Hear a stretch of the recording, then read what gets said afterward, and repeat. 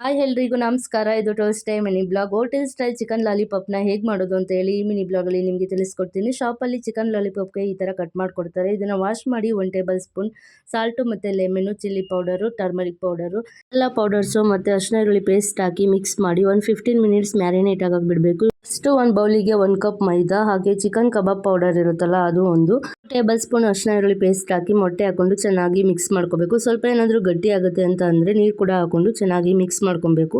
ಈ ಬೋಂಡ ಮಾಡ್ತೀವಲ್ಲ, ಸೊ ಈ ಥರ ಕನ್ಸಿಸ್ಟೆನ್ಸಿಲಿ ಚೆನ್ನಾಗಿ ಮಿಕ್ಸ್ ಮಾಡ್ಕೊಬೇಕು. ಇವಾಗ ಮ್ಯಾರಿನೇಟ್ ಆಗಿರುವಂಥ ಚಿಕನ್ ಕೂಡ ಹಾಕೊಂಡು ಚೆನ್ನಾಗಿ ಮಿಕ್ಸ್ ಮಾಡಬೇಕು. ಇವಾಗ ಕಾದಿರೋ ಎಣ್ಣೆಗೆ ಚಿಕನ್ ಲಾಲಿಪಾಪ್ನ ಹಾಕಿ 2 ಕಡೆ ಕೂಡ ಫ್ರೈ ಮಾಡಿದ್ರೆ ತುಂಬಾ ಚೆನ್ನಾಗಿ ಬರುತ್ತೆ ಚಿಕನ್ ಲಾಲಿಪಾಪ್. ಅಷ್ಟು ಟ್ರೈ ಅಂತಲೇ ಹೇಳ್ತೀನಿ, ತುಂಬಾ ಚೆನ್ನಾಗಿ ಬರುತ್ತೆ. ಒಂದ್ಸಲಿ ಟ್ರೈ ಮಾಡಿ ನೋಡಿ ಎಷ್ಟು ಚೆನ್ನಾಗಿ ಬರುತ್ತೆ ಅಂತ ಹೇಳಿ. ಕ್ರಿಸ್ಪಿಯಾಗಿರುತ್ತೆ, ಹಾಗೆ ತುಂಬ ಸ್ಮೂತಾಗಿ ಕೂಡ ಇರುತ್ತೆ.